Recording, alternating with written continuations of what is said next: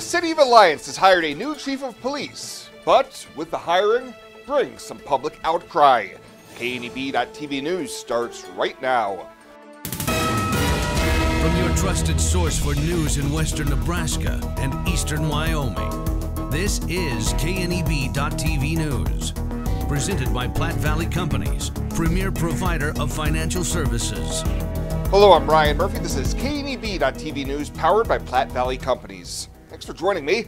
In our top story, the City of Alliance has hired a new chief of police following the departure of Philip Lukens. Yesterday, the city announced that David Levitt of Nashville, Tennessee has accepted the post. He has more than 20 years of experience with the Metro Nashville Police Department, rising through the ranks from patrol officer to captain. The city was aided in the process by a consultant firm, a Panhandle Police Review Board, and the City of Alliance Civil Service Commission. The job posting drew 9 applicants from across the nation, including Michigan, New Jersey, Colorado, Texas, and Nebraska. However, the news is not sitting well with many Alliance residents. Folks took to the city's Facebook page, citing an NPR article saying that Levitt was disciplined by Nashville police for sexual harassment, but allowed him to retire in good standing. The article also said that Levitt was punished for using a police database to search a romantic partner's criminal record dozens of times. Several people posting have put a call to action to attend the next Alliance City Council meeting to voice their concerns about the hire. Now, City Manager Seth Sorensen tells KNEB News that Levitt disclosed the allegations at the very beginning of the process and noted that the matter was weighed heavily in extending the job offer. He also said no legal or criminal charges were brought forth, and Sorensen believes in due process and adds that people do make mistakes sometimes. He concluded that it is his hope that the people of Alliance will take the opportunity to get to know Chief Levitt before making judgments or assumptions. Currently, Levitt is scheduled to begin his new duties in Alliance within the next 6 weeks. Well, 3 locals have been arrested and a sizable amount of drugs have been seized following a Tuesday afternoon drug bust in Scottsbluff. Officers searched a search warrant on a home in the 1200 block of Avenue C and found more than 140 suspected fentanyl pills and nearly 5 grams of meth. 30-year-old Ariel Barraza was also caught with $1,400 cash on him, and he is charged with possession with intent to distribute meth and fentanyl. 34-year-old Megan Osteen and 44-year-old Lance Osteen were also arrested and both charged with possession of meth and possession of fentanyl. The trio were arraigned on their charges Wednesday. The Osteens are being held on a $12,000 bond, while Barraza is being held on a $100,000 bond. And a Pennsylvania man caught with more than 300 pounds of marijuana last January during a Kimball County traffic stop has agreed to a plea deal to avoid standing trial. 21-year-old Anthony George was facing up to 20 years in prison after facing a charge of distribution of a controlled substance. However, last week in district court, he pleaded no contest to a charge of attempted distribution of a controlled substance. That is a Class 3A felony that carries a sentence of 0 to 4 years in prison. Sentencing has been set for April 2nd before Judge Derek Weimer. Co-defendant Noah Ropon has an entry of plea hearing scheduled for March 5th. We'll have more news right after this. The journey of a dream becoming reality. When we're young, a dream develops into a passion. That passion continues to manifest and grows as you do. It becomes all you want to do and all you want to be. It gives you direction. It drives you. Then, your dream has become a reality. When that dream is ready to be reality, Platte Valley Bank will be with you every step of the way. Life Care promises us that we are looked after and taken care of properly. If I didn't have Life Care, I would be probably scared to death about having enough money for when I got older or when I got sick. Moving in here was an easy decision and in fact a no-brainer. I looked at it as actually buying long-term care insurance and in retrospect a good move. One of the things that convinces me that we did the right thing is no matter what happens, we will constantly be taken care of. The whole thing is just vital, because you don't have to be worried about what's ahead for you. It's there, it's in black and white, and that's reassuring. This is home. It has been from the day I moved in. Welcome back. The Department of Transportation says there were 18 fatalities on Nebraska roadways in January. Statistics show that only 2 vehicle occupants in those crashes were using a seatbelt. Additionally, 10 of the deaths came on local roads, 6 on state highways, and 2 on the interstate, with 4 of those deaths being pedestrians. January 2024's fatality count of 18 was double of what January 2023's Nebraska fatality count was. And Nebraska Governor Jim Pillen says a new survey confirms what he has heard repeatedly from taxpayers across the state. They want property tax relief and would support a state sales tax adjustment to make it happen. Pillen says not only that, but respondents also indicated they viewed property taxes as being much higher than state sales tax. The survey, conducted by New Bridge Strategy, was backed by the League of Nebraska Municipalities and the Nebraska Association of County Officials. Results of the survey were released yesterday during a news conference hosted by the League and NACO, highlighting the need for more property tax relief. Pillen has called for a reduction in property taxes by 40%. Welcome to Kelly's Liquor, your liquor cabinet. Whether you're a wine enthusiast, a whiskey sommelier, a tequila connoisseur, or you just love your beer, Kelly's has the best selection of what you're looking for. Family owned and operated since 1946 and right on 27th Street in Scottsbluff. Come see us today at Kelly's Liquor, your liquor cabinet. And remember to be a good neighbor.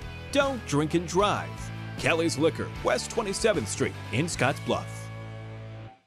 Fly United Airlines, operated by SkyWest with Western Nebraska Regional Airport.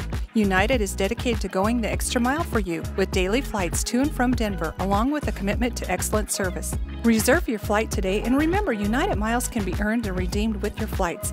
While at the airport, stop and enjoy authentic Italian food at Roma Italian Restaurant. Plus, Hertz Thrifty Car Rental is there for your car rental needs. Make life easier, relax, and get on board with Western Nebraska Regional Airport. Logos in Gering is the place to get all of your school spirit gear, personalized gifts, and promotional items for your business and employees, and banners for any special event. Logos is also the only place to stop for custom screen printing or embroidery. You can even design it yourself on their interactive website. Stop into Logos today. They'll design it, print it, and have it to you in no time. There's no job too big or small for Logos. That's Logos in Gering.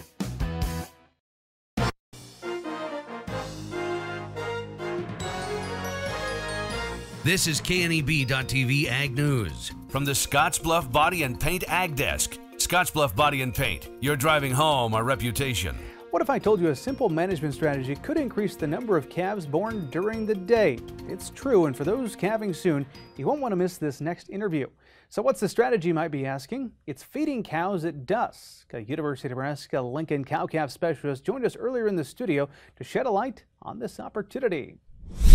Joining us today to talk about using evening feeding to increase daytime calving is Casey McCarthy, a UNL cow-calf specialist. Casey, thank you very much for the time. We sure appreciate it. Yeah, thanks for having me. Okay, we'll talk about the study behind this. How does this work and what's the research into it? Yes, so this idea, the Kanonoff feeding method, really started with a rancher out in Manitoba. And he started feeding his cows in the evening time and started noticing changes in the time for when his cows started calving. And so there's been several studies around Nebraska that have looked at this concept. Iowa has a great study with 1,331 cows, 15 different producers. We're really trying to get those numbers there. And they started feeding in the evening, so around 4 to 6 p.m. or so, and noticed that almost 85% of those cows in that study started calving and shifting calving towards 6 a.m. to 6 p.m. So really trying to consolidate that time and labor component with just a little shift in feeding time.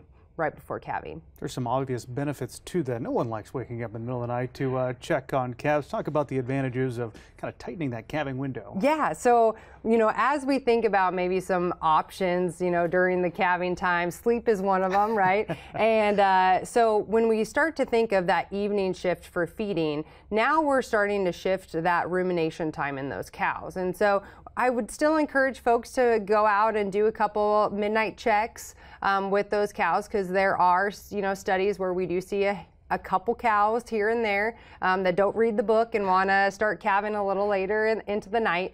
But it also helps that management standpoint of I can get some things done during the day and being able to check those cows where you've got light, you've got an opportunity. If you have issues, you can call the vet or somebody, and it's not an emergency midnight call. Is this something where you want to start to transition your cattle a little bit ahead of time before the calving window hits? Yes, absolutely. So the theory here is starting at least 2 to 3 weeks prior to calving. If you can start later than that, so a month or two before, that really starts to shift that rumination pattern in those females, and then ultimately can help start to shift that kind of physiological effect that we also see within those cows. Let's talk about what we're feeding cattle. Any sort of dietary things that have been studied when it comes to the calving window? Yes, so as we move into calving, making sure we're meeting those cows' requirements. So we're going to start to ramp up, especially with lactation. And so making sure that those cows are in good body condition. We like to target that 5 or 6 on that 9-point scale, especially with our heifers, getting a little more closer to that 6 or maybe even 7, just to make sure that as we move into that lactation demand and calving, that's a lot of stress going into that process. And so that recovery time before that breeding season is really ideal to make sure we're meeting those requirements. So energy and protein, those start to increase anyway when we start to move into cold weather and winter time, like we're kind of facing now. And so as we move into calving, it's always really strong and encourage folks to be looking at their feed resources, knowing what they're providing, and making sure we're meeting those requirements. You shared with me this concept of evening feeding has gained a little momentum. People have realized there's some science behind this, and as you mentioned, it actually works when you study this. What do you hear from producers as they try this? What's some of the feedback you've heard? Yeah, so I love talking about this in class, and I have students who are like, oh, I didn't know it had a name. We do this, at home. And a lot of really positive feedback. They see that shift, right? From a management standpoint, if you've got extra help or labor, right, that they can go out, go provide that mixed ration, or maybe they're feeding just hay, right, in the evening, but we're providing that feed in the evening, anywhere from about 4 to 6, 5 to 7, after work if we're working off ranch or farm. But then that helps really shift that time for folks to be able to get other chores and things done, and then be able to go check on those cows and shift that calving time. I assume if people want to learn more online, you've got some resources published. Yes, absolutely. So beef.unl.edu is a great resource. We have a lot of different calving management resources right now and videos that are getting pushed out as we think about calving season that's approaching, thinking about nutrition requirements, chatting with your local extension educator or specialist. We're here to help make sure that we're on target for meeting those cows' requirements and any additional resources that they need during calving. While we have you here in the studio, I want to bring up a topic addressed earlier this week. There was Zoom discussion talking about managing mud. That's something a lot of producers are dealing with right now, particularly in feedlots, but managing mud is something we'll have to face when it comes to calving season as well, isn't it? Yes, so mud with the warm-up that we've had this week has definitely been an issue for folks where maybe our January and February calvers are usually used to maybe frozen ground. It's a little different challenge this year. And so as we think about herd health, calf health, I'm going to steer a little bit towards that cow-calf side, but even in the feedlots as well, making sure that those navels are dry on our calves. We can provide maybe some type of bedding to get those calves out of the mud. That's just going to increase that that reduction in health and other issues that we might be seeing. On the feedlot side, right, we can start to see impacts in feed intake, and so really making sure that we're managing the mud as much as we can, keeping pens clean, or having a spot for those animals to try and get out of the really thick stuff as best we can.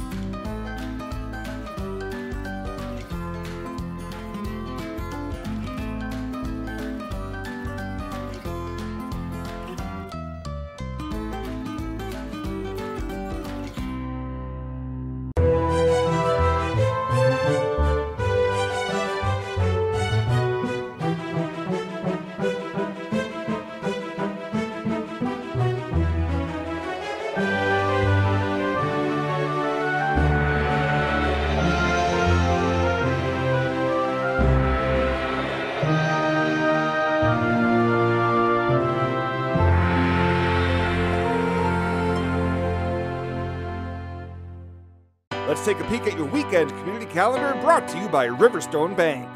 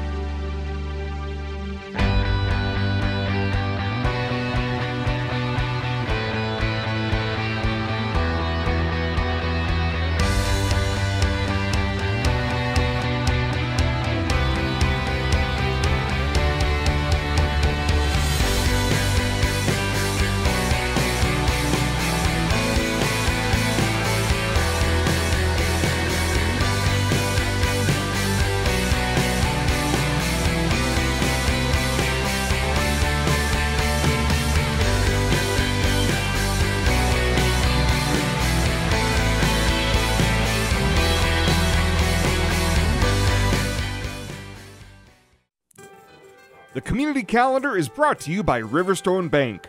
We're local and we love our community. You deserve to have a building that will last for generations. With more than 110 years of experience and thousands of satisfied customers, Morton Buildings is the industry leader you can trust. If you're planning for a garage, farm shop, horse barn, storage building for your RV, boat, or collectibles, there's no better time to buy. Contact your local Morton sales office or visit mortonbuildings.com to get started today. At Platte Valley Bank, we want to help you take advantage of every adventure. We know you have plans, goals, and dreams. Let us help you with them. Whether you are just starting the business you have always imagined or looking to grow your existing one, we have a business loan to fit your needs. Stop in and see us at Platte Valley Bank and let us help make your dreams a reality. You belong here. Platte Valley Bank, member FDIC, equal housing lender. And finally tonight, Nebraska lawmakers on Thursday voted to advance a bill that addresses the deployment of broadband services in the state. Senator Tom Brandt has made LB 61 his priority for the session. It would make it easier for public power districts to lease unused fiber optic lines to telecommunication companies to provide service to customers. The bill would remove a requirement for the Public Service Commission to approve such leases. The amended bill advanced from general file on a vote of 34-2. Well, that does it for us this time. Thank you so much for tuning in. Have a great weekend. We'll see you back here on Monday.